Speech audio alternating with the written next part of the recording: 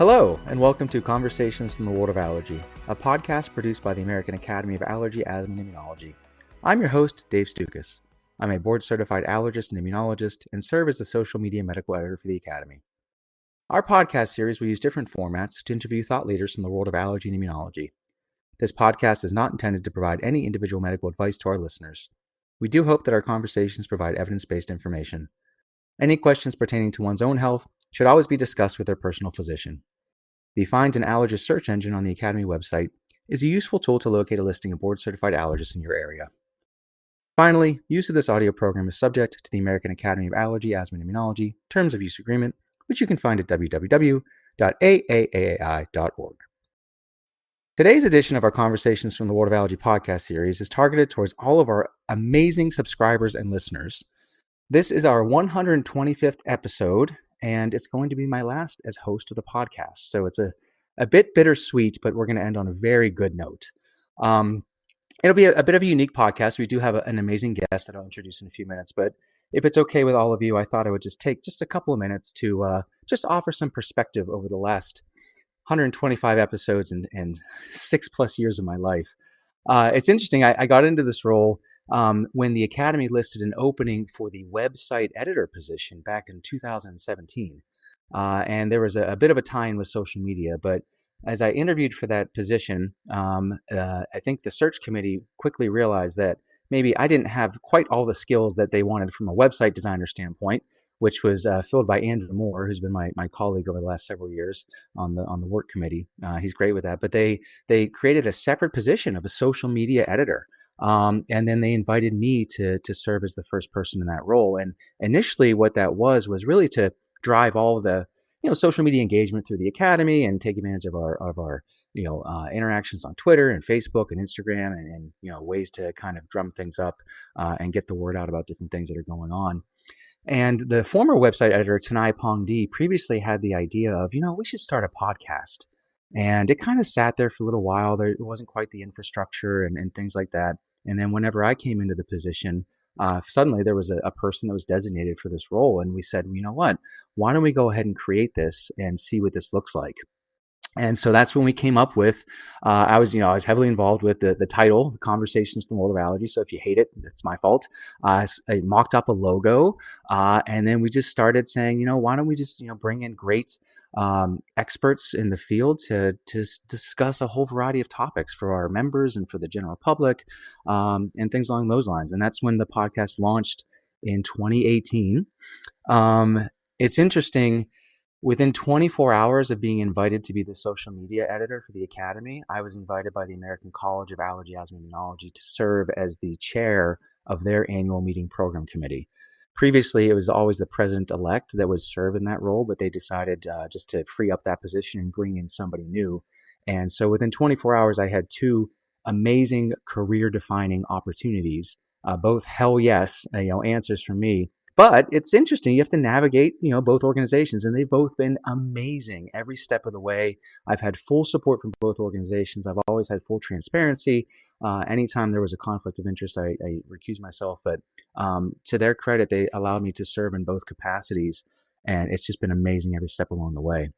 When we launched the podcast, my first guest was Bob Wood. I was then president of the Academy at the time. I had never met him in person. And, Dr. Wood is one of the nicest, most intelligent people that you can come across, but also a bit intimidating, especially if you've not met him yet. So I'm in my office recording, little nervous, shaking a little bit, but we got through it. And then, after the first 5, 6, 7, 8 episodes, started to kind of get my feet under me. I had listened to a bunch of podcasts, so I had a sense of what I wanted to do with it. And my goal was always, this is never Dave's podcast. This is always the Academy's podcast of really highlighting topics that our members and the public wanted to know about. So it's been my job to really, as the producer and host, of just tell a story and have such amazing guests on to really, talk about, their expertise in different topics. And, I would help them walk through and navigate, talk us through the background and where we were, where we are, and then get to know them more as people and as our colleagues and friends. And that's something I've really loved along the way. And then, it takes on a life of its own after a while. And here we are in episode 125. There are some people that I do want to thank because they've been very instrumental in helping with the podcast. Laura Pliska, one of our amazing staff members, she's the one who edits all of these and posts them to the different platforms. And I could not do this without her. I've worked with her very closely over the last few years, and she's an amazing person and just a partner in all this. Andrew Moore as well. As I mentioned, he's our website editor. He stepped in at times to help edit the episodes, and he's listened and been a great supporter and has offered great feedback. We have an amazing staff in the Academy. Specifically, Becky Brandt and Lori Hawley have been extremely helpful. Our executive medical director, Tom Fleischer, has been here throughout all of this, and he's been extremely supportive. And he's enjoyed learning what podcasting is, and he's been great along the way. And in my position, it's really interesting. I've worked with 7 different presidents, and I've interviewed all of them on the podcast, just to learn about their initiatives and who they are as people, and all of the different boards over the last 6 to 7 years as well. So it's just been nothing but support from everybody. I do want to take a moment just to thank all of you for listening. One thing I never saw coming was just the awesome feedback that many of you have given me. When we see each other at annual meetings or in passing, a lot of you just, you come up and you just say, hey, I really appreciate what you do. And I'm a listener. I enjoy the show.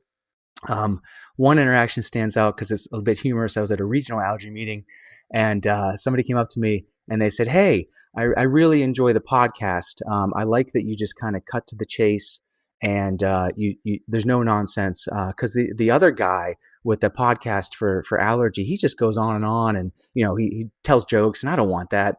And what happened was he confused me with another podcast. But I didn't have the heart to tell him, and I just said, "Thank you so much for your feedback. Yeah, that other guy's a real Yahoo." So interestingly enough, we've been tracking things, and last year Buzzsprout gave us some really cool data. So in 2023, we learned that we were in the top 10% of all podcasts in the entire world in regards to number of downloads. We had over 72,000 downloads in 2023. We should have our 2024 stats coming out soon, and we were listened to in 129 countries. That's just the most humbling thing that I can express. It's been amazing. It's been such a privilege to be welcomed into your ears and your headphones in your cars while you're doing chores or taking a jog or on your commute to work. I've cherished every minute of it. I'm really going to miss interviewing such amazing people and getting to know them.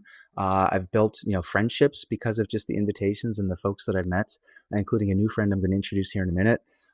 When it, came time to renew my contract, it was a 3-year contract as social media editor. So I've served 2 3-year terms, and I knew, just thinking ahead of, what do the next 3 years of my life look like in regards to just my career and things like that? Things change over time. So earlier in this year, I told the organization and the staff that I was going to voluntarily step down. I just thought it was a good time.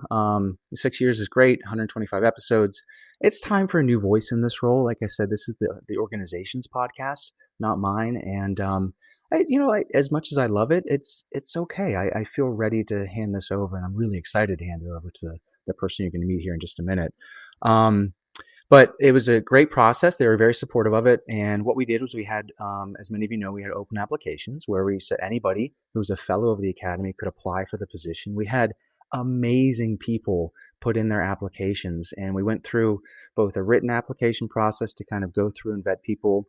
And then we chose sort of our top contenders, and they actually recorded mock podcasts with me, which our search committee, we all listened to and sort of graded them on that. And then we held interviews with them. And I mean, I felt in the middle of the summer when we were going through this, I knew right away, like, oh my gosh, regardless of which of these, these finalists end up with the position, it's going to be in good hands. And that's when it's very bittersweet. So I am going to miss it, but I'm also really excited to see where it's going to go. As far as for me, well, you're not getting rid of me. I'm transitioning roles. So in October of this year, I officially became the vice president of the American College of Allergy, Asthma, and Immunology. I had no idea that this was going to be on the timeline. When you sort of get in the higher levels of leadership, it's pretty hard to do both. It's you can't be the president of the college and the host of the podcast for the Academy, and that's okay. The organizations are fantastic, but it is what it is. So I'll serve in that role for this year, and then I will ascend to become president of that organization 2 years from now. So I will remain heavily involved in our specialty. I remain at my institution at Nationwide Children's Hospital and the Ohio State University College of Medicine, where I run a food allergy center. So I love academic medicine. I love our specialty, and I really thank all of you for listening over the years and for the opportunity to help tell some stories and bring some information into your lives. All right, enough of me rambling. I could go on and on, but it is time to hand over the reins. And it is my absolute pleasure to introduce our new host, Dr. Rebecca Saff. Dr. Saff is the Allergy Immunology Fellowship Director and an assistant professor at Massachusetts General Hospital and Harvard Medical School. She earned her MD and PhD in immunology from Boston University School of Medicine and completed her residency in internal medicine and fellowship in allergy and immunology at Massachusetts General. Sadly, despite her strong Boston ties, she does not harbor a strong Boston accent, but that's okay. Dr. Saff has been heavily involved within the academy. She currently serves as the co-chair for the Chrysalis program. She has a passion for medical education, and she's going to bring all of this extensive expertise into her role as our host. With that, Dr. Saff, congratulations on becoming the new host of the podcast. Thank you for joining me on my last episode. How are you feeling about taking over after this one? Uh, Thank you so much. So I am honestly both very excited and it's a little terrifying. I've loved listening to your podcast over the years and I've learned so much. And I really hope I can continue the excellent content you've been providing. I feel like I should say something about packing the car, but I really am not very good at it. So having lived a little of everywhere, I don't have much of an accent. Yeah, it'll serve its purpose, I suppose, from time to time. But well, it's great to have you. I've really enjoyed getting to know you throughout this process, and boy, it's going to be in such great hands. As I discussed earlier, we did have this open application process, and it was pretty competitive in the vetting process and what we went through. We really wanted to make sure we had the right person for this. What made you decide to apply for this position in the first place? Well, I've loved learning and teaching, and that's really why I decided I wanted to be a fellowship director and get more involved in medical education, which I'm a fellowship director now, and I love doing that.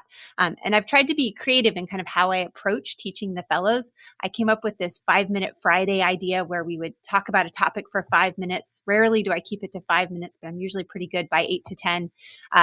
We do a rapid fire journal club, like trying to cover a bunch of different topics all at once. I've tried making online modules for allergy. So I just love our field and I like to learn more about it. And so when I saw the announcement for the podcast host, I thought, what an amazing opportunity to both learn and kind of a different format for teaching as well. And so I'm excited to take over that and give this a try. Oh, that's awesome. So, I mean, you've been doing this, and we're going to learn more about this, but you've already been doing this on some level. Now, it's fantastic. Now you can take it to a much larger platform and have a much broader reach. What types of podcasts do you like to listen to, and what do you get out of them? So I love podcasts. My kids will tell you I listen to a lot of podcasts. I think they're great for learning for medicine, and so I listen to this podcast, to the allergy talk from the college. I still teach on internal medicine. And so I listen to the Curbsiders and Clinical Problem Solvers and New England Journal. I really like Laura Vanderkam. She's a kind of time management productivity person. And she does this before breakfast, 5-minute long podcast, which is like a productivity tip. And then I love Radiolab. I love the episode on AlphaGal that's out there that you can listen to. It's fantastic. My most recent favorite podcast is The Rest is History, which is these two British guys who would do a deep dive kind of on a topic. And there's something about listening to these two British historians talk about particularly American history, which is really fascinating. I just listened to the whole series on 1968 and realized just because of when I was born, I never really learned about 1968 in school. And it's such a fascinating time. So I love learning from podcasts, especially. Yeah, and you suggested that to me, which is fantastic. And I didn't know about Laura Vanderkam. So I've read some of her. I think she's written a couple of books, if I'm not mistaken. So I'll have to check that out as well. But that sounds great. Yeah, she wrote a book called 168 Hours, which is you have more time than you think, and off the clock. She's written some great books, so I would definitely recommend her. Yeah, absolutely. Well, let's learn more about you. Can you tell us a little bit about where you grew up and what made you decide to choose a career in medicine? Yeah, so I grew up a little of everywhere. My dad was in the Air Force when I was young, so we moved around quite a bit. I think I lived in 10 houses before I graduated high school. So California, we lived in North Dakota for a while. We lived in the Midwest. We lived in Texas. And so I kind of lived a little of everywhere. I've always loved science, and I thought I would be a researcher. That's what I really imagined myself doing. Um, or a detective, because I've always loved Mm. mystery novels. I was a huge fan of Nancy Drew and Trixie Belden when I was young, and then moved on to Agatha Christie and uh, Inspector Ganache. I just love mysteries, but I didn't really think being a detective was going to be a great career choice. And so I thought, oh, research, that's the way to go. And then I went to the Texas A&M in college, and I majored in genetics and biochemistry. And I spent a summer working in a lab for a physician who was an MD PhD. He was studying the polymorphisms in the ACE enzyme. And he just really convinced me that it was the best of both worlds. Like you got a chance to really think about science, but you also got a chance to connect with people and see where your research went into action. And so I thought this was a great idea. And so then I started the process of applying for MD PhD programs. So Okay. So you and I are the same age. I learned recently. So I assume, were you running gels by hand and all that fun stuff, oh like Canvas? yeah, Oh my God. absolutely. I Western was blots terrible. and Yeah. yeah. I was terrible at that. I would always bleed into the next little well, and it's just, I don't know. Were you any good at it? I mean, I must have been somewhat good at it because I got a PhD and they did in the end award it to me. So therefore I must have I ran my share of gels and did a lot of cell culture and a Oh, lot of mouse work. So oh my gosh. Yeah. So, right. So you have this PhD in immunology, which means you're wicked smart. What led you down that long and winding path to earn your PhD, and how have you used that throughout your career? So I did my PhD at Boston University. I worked for a fantastic woman scientist named Anne Rothstein. She studies B cell and T cell biology, particularly activation induced cell death and fast ligand interactions. And I learned so much.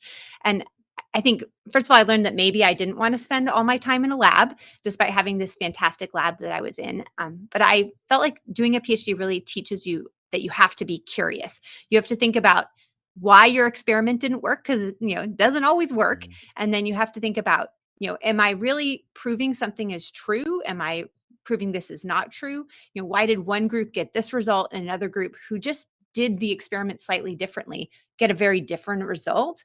And asking those questions really allows you to learn about the molecule you're studying, the immune system. And so when I went back to medical school, I realized you could do that same thing, asking those questions about patients. And I just loved asking that question about, why does this person have that disease? What does this mean? And, how does it affect them? And so I think that PhD, although I don't run a lab and I Mm. do some research, but much more on the clinical side, that my PhD has really helped me with that. And it gave me this love of immunology that I hope I can instill into my fellows. So. Okay. Well, tell us about your day-to-day, job. Like, what's your current position, and sort of walk us through what do you do on a daily basis? So I'm a allergy immunology physician at Massachusetts General Hospital in Boston.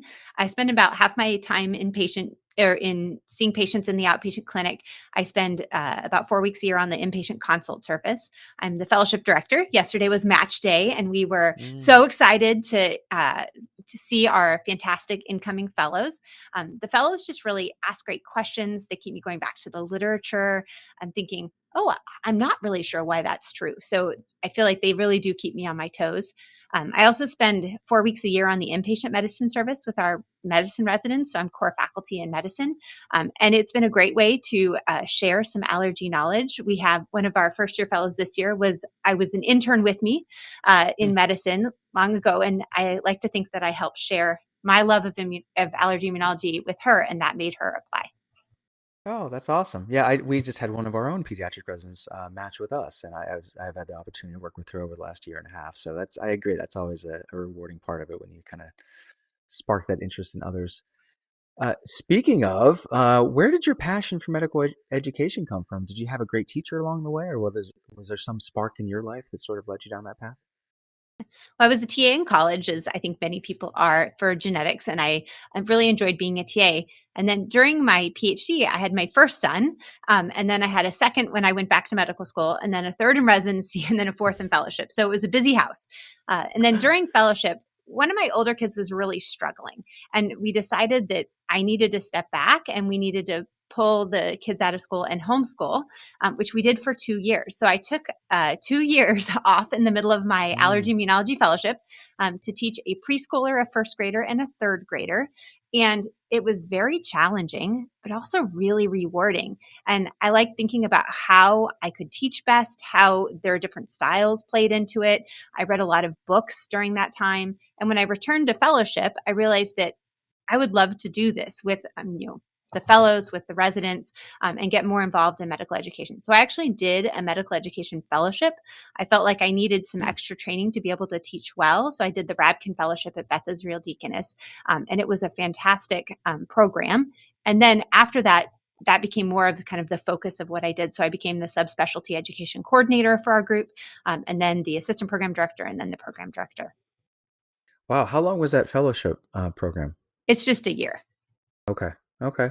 So, okay, you took a time out for 2 years from your training I to did. be a teacher in a Yes. in a one room schoolhouse A in the one-room middle of schoolhouse Massachusetts. with a baby. Yep. Oh my gosh. Was it hard for you to get back into the groove when it was time to go back, or how did you kind of stay in touch with medicine while you took Yes. that time off? So because I was kind of coming out, I actually stayed on and did weekends, took Mm, weekend call throughout those 2 years, which helped. And I went to the Quad AI conference both years and tried to go to as many sessions as I could. And I think I just tried to read, but certainly coming back was a tough transition. But it comes back to you.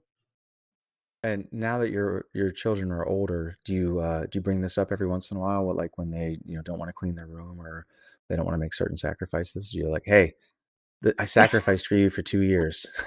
Put your clothes I'm in the hamper. all parents sacrifice for their kids. So I think, this was a thing that we needed to do at this time. And, they gave me the same pushback that I think every parent gets. But Yeah. Oh my gosh, that's awesome. Well, let's talk about your involvement within the American Academy of Allergy, Asthma, and Immunology, because you've been doing a lot of work with them, with the organization for a long time. What types of work have you done? so my first exposure to the Quad AI is that I did the Chrysalis program when Hmm. I was I think, fourth year medical student. And it was kind of my first introduction to allergy as a field. I loved immunology, and someone said, you should check this out. And so that was probably my first exposure to allergy immunology. And then when I became an allergy immunology kind of young faculty, I wanted to get involved. And so I did the leadership program that the Quad AI does. And I decided I would do my research or my leadership project in Chrysalis just because it was such an important part of my journey. So I decided I would create these hot topic sessions where they, rather than it just being lectures, this would actually be discussion groups with a kind of a faculty mentor and then 8 to 10 of the Chrysalis participants. And I did a pilot. I can't even remember what year that was, Hmm. 2018, I think. And then from there, it kind of took over, and so it became part of the program. And then in 2020, Dr. Kim Risma, who had been the leader of the Chrysalis Project for a very long time, asked me if I would co-lead with her, and then she stepped down, and now I have a new co-chair, Dr. Ria Chu. So it's been a fantastic journey. I've also been involved in the curriculum, the clinical rotation committee, which has been great to again bring in people. I've been a little involved in the adverse drug committee, so I feel like I've gotten different views of the Quad AI, but it's definitely been an important part of my journey. Your passion for medical education is evident. It's amazing. What have you found most rewarding about working with the Chrysalis program specifically? I think it's really fun to see people discover the field. I think we have people that come knowing that this is, their destiny, but I think a lot of them come really interested in allergy immunology, but not sure. And then to get these emails afterwards to be like, I found the talk that, on asthma so fascinating. I really am Mm. excited to apply an allergy. Or they come up afterwards and they ask you questions that you're like, yeah, that's a great question. I hope that you will come and teach us how this works, because we don't know yet. So that's probably the most rewarding part. And then when I go through all the applications for fellowship, seeing names that I recognize from Mm. Chrysalis is really exciting. Yeah, this Brian Martin instilled this in me years ago of when we were interviewing fellowship applicants. We only have spots for two people, right? So we have all these applicants and great people coming through. And he said something along the lines of like, all of these people are going to be on our specialty one day. So the process, when you meet them through the Chrysalis program or through fellowship interviews, like they're all going to be part of our specialty. And it's an opportunity for us to get to know them. And you never know kind of where your paths will cross down the road. And yet that was just such valuable advice. And then it just sort of, I took a whole new lens of when, meeting these folks, and I would start telling them like, hey, listen, if things don't work out and you don't match here, reach out to me if you have, interests that align with mine, and if I can open doors for you and things like that. So it sounds like you've had similar experiences with the Chrysalis program. Yeah. No, I tell when we're interviewing, I tell all the applicants, get to know each other because you're going to run Mm-hmm. into each other at meetings. We're not a big field. And these people are your colleagues. And so you're all fantastic and interested in a great topic. And so get to know each other. And your career path really mimics a lot of what a lot of our great guests have said. So I love asking people about their journey through the academy and how they get involved. And it sounds like, I mean, you and I are very similar. You kind of sign up, you show up, you volunteer, you get involved, and then it leads to the next thing and the next thing. And then after a few years, people get to know you and an opportunity arises, and then you say yes to that. And then, 10 years later, you're co-chair of the Chrysalis program. I mean, what advice do you have to our junior faculty members or fellows in training that want to get more involved in the organization? I would say that, I think allergy immunology physicians are an incredibly welcoming and friendly bunch. And so if you seem interested in something, email them, contact them, and then just kind of show up, because suddenly you will find yourself in charge, like not sure how you got there, but really having a good time with the people around you. So Yeah, it's amazing how basic it is. Like, be polite, especially to staff members, and answer your emails in a timely fashion because not everybody does that. It's amazing. So let's move on to some non-medicine stuff for a minute, if that's okay. Would it be all right if I asked you just some rapid-fire fun questions? let's do it. All right, we're getting to know our new host. What's your ideal vacation? Relaxing at a resort, visiting the big city, or physical activities outdoors like hiking? So definitely outdoors. My sister and I hiked the Fisherman's Trail in Portugal last fall, and it Oh, was just beautiful and so much fun. My We like to get to as many national parks as we can, and we actually went to the Everglades and Dry Tortuga this fall. We went to the Smoky Mountains this summer. We do a lot of hiking. I do love cities. I live in, I think, the perfect city because it is not too big but not too small. I love Broadway shows and museums, but if I have to choose ideal, I would definitely be outdoors. okay. Smoky Mountains. Were you near Asheville by any chance? We're on the other side, near Okay. Gatlinburg. Yeah. Oh, okay. All right. Yeah, we had the opportunity. We spent spring break in Asheville. Oh my gosh, what 2 years ago, and oh my, just to see what happened down there, it's so devastating. But such a beautiful area. Such a gorgeous area and so sad. Yeah. All right. What's your favorite snack when you have the craving? Salty or sweet? Definitely salty. I Mm. love potato chips in a big way. But I try to limit myself to like a tiny bowl, but I do love a salty snack. Now, are we talking like just regular potato chips, or is there a certain flavor? No, I like plain, but I like the ripple ones because they're like a little crunchier. Mm-hmm. Okay. All right. I dig that. What book do you most often recommend or gift to others? Well, I mentioned Laura Vanderkam, so she's one Mm-hmm. of my favorite time management people. I love 168 hours, which I mentioned. She thinks about time in these weekly blocks, which I really think is very helpful. We tend to think of it in a day, and she reminds us that we have 2 weekend days for most of us every week that are definitely a part of our everyday that we sometimes don't appreciate. Uh, I love mysteries. I recently read this Gigi Pandian's Secret Staircase mysteries. So they're like locked room mysteries. So it's very mysterious how the murder even took place.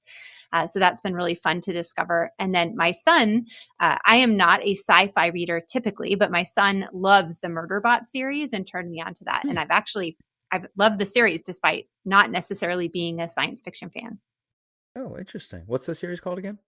Murderbot. I think they're actually making a TV show about Oh, it, okay. which will not be as good as the books, All probably. right. Well, I will share that with my children as well because they love stuff like that. Okay. All right. Lastly, I know you're really passionate about wellness, which I share with you as well. What tools do you use to help stay centered with everything you have on your plate? You're a very busy person. As I mentioned, I love to be outdoors. My kids are in scouts, and I think that's gotten us out doing a lot of backpacking and hiking, especially now that there are young women in scouts as well. It is not something that I necessarily grew up doing, but I've loved being a leader for these young women. I've run twice a week for about the last 8 years with the same person, which gets me out of bed because I'm not going to leave her out in the cold by herself. I'm going to show up at 5:30 because I promised someone else to do it. I think one of the best advice I can give is just taking time to know your colleagues and staying in touch with your friends. It's really easy when you're busy to forget that, to kind of hunker down. I have so much work to do. It's easy to work through lunch, to log in remotely. But there's something about talking to someone in person, being in a meeting in person, where you actually connect much more than you would otherwise. And you have conversations that you wouldn't. You say, hey, could I ask you about that patient? Or did you read that article? What did you think? That gives you a newfound love maybe for your field when you're feeling tired, and just really connects you. And I think that is very important for wellness. Oh, great advice. Do you mind if I ask, what time do you generally wake up in the morning? um, Somewhere between 5:15 and 5:30 most mornings. Yeah, no, I'm the same. Yeah, there's a. Have you read the 5 a.m. Club? No. All right, so there's a book about people like us. But yeah, so I get more done in those 2 hours before the house wakes up than yeah, and yeah, it's interesting. I think when you're as busy as you are, and you pack a lot in, but also focus on yourself and wellness, I think there's a lot of similarities and others, and it typically starts with waking up pretty early in the morning for one reason or another. I don't know if you have the same challenges that I get up early, and now I have a bunch of teenagers who are up till whenever, and they always want to Yeah. have important conversations at like 10:30, 11 o'clock at night, and my brain is tired. Hmm. Like, could we have the same conversation, but at 5:30 tomorrow morning? But they're going to be dead to the world. So Yeah, I found car rides, whether it's just I'm the chauffeur right now because nobody's driving in our house yet. But with our 15-year-old or 12-year-old, that's if I have 5 minutes, that's when I try to dig a little bit about some of the deeper conversations, but it's not always successful. yeah, definitely. Do you mind telling us a little bit more about your family and how they feel about you becoming the voice of the podcast? Sure. So I have four boys, two in college, one in high school, one in middle school. And they know I love podcasts. My oldest loves music and can't believe that I would sacrifice time to listen to music when I could listen to, when I choose to listen to podcasts. But we appreciate each other's love. And I think that they will listen occasionally, and I hopefully learn Hmm. even more about allergy immunology. I do typically listen to my podcasts at kind of 1.3 to 1.5 speed, depending on the podcast. I don't know if that's how you listen. So my Hmm. son, Asher, wanted to know what I sounded like at that speed and if he could speed me up as fast as possible just to see what I sounded like. So we'll see if he listens to me at 2.0 speed. We'll see. Love it. All right. I've really enjoyed speaking with you today. And, this is sort of a curveball here, but maybe should you and I just do our own thing and just have our own podcast and forget the Academy? Sure, it sounds great. Oh, okay. Well, sorry Yeah. about that, Now I have two Academy, but podcasts, so we have to get. oh, I meant just to say, oh, that's fine. All right. All right. Well, so, you and I have talked about this offline. And as I mentioned, this is a bittersweet moment for me. I've really loved this role. I am going to miss it. But I am also ready to hand it over to you. You're fantastic. And the time has come for a new voice. And I've really enjoyed getting to know you through the process, and even more so after the decision was made. I really can't think of a better person. You're going to be fantastic. You're a natural at this, and I'm going to enjoy listening to you for a long time. Can you tell our listeners some of the ideas that you have and your vision for the next few years? Sure. So I do love immunology, and I'm excited to bring in maybe some basic scientists who can also share their love of immunology. There's researchers who can really make what they study so relatable to clinicians and give you just this newfound excitement about immunology and kind of how important it is. I would love to do a few case-based discussions and maybe try some sort of rapid journal club format, where we can discuss highlights from some sort of recent Jackie or Jackie in practice issue, because they have so much crammed in that's so fantastic. And of course, I hope to continue to follow the advances in our field and the incredible things the Quad AI is doing. So I'm excited to meet all the listeners out there, and I hope that they will come find me at meetings and give me some advice, and tell me what they're interested in. Yeah, they'll say you're way better than that last guy. Well, as much as I would love to keep chatting with you and draw this out, it is time to make this official. Before we do, is there anything else that you'd like to ask? Any advice or anything else you'd like to add? Yeah. So what advice do you have kind of coming into this? Yeah, give yourself 10 episodes. You need to find your voice, which I think you already have, but each I found one of the things I loved is each guest, it's like a little dance. Sometimes you're dancing the tango, sometimes it's the waltz, and sometimes you're slow dancing. So figuring that out in that first couple of minutes, and sometimes you have to draw answers out of them, sometimes you need to cut them off and move things along. So enjoy that process of it. I love that challenge, and just have fun with it. My gosh, this is such a great opportunity, and you're going to meet amazing people and enjoy every second of it. Good advice. And I really am looking forward to kind of finding my voice. And uh, thank you for being such an incredible role model, and for all the encouragement that you've already given me as I kind of take on this role. Well, we're all looking forward to seeing what you do with it. Dr. Saff, congratulations again on taking over the reins as our host. I'm excited to see you bring your enthusiasm and your voice into this role and to the American Academy of Allergy, Asthma, and Immunology. I think it's fitting to have you usher us out as we conclude this episode. And if it's okay, I'm going to step aside and officially hand things over to you. We hope you enjoyed listening to today's episode. Please visit the Quad AI, AAAAI.org for show notes and any pertinent links from today's conversation. If you like the show, please take a moment to subscribe to our podcast through Apple Podcasts, Amazon, iHeartRadio, or Spotify so you can receive new episodes in the future. Thank you again for listening.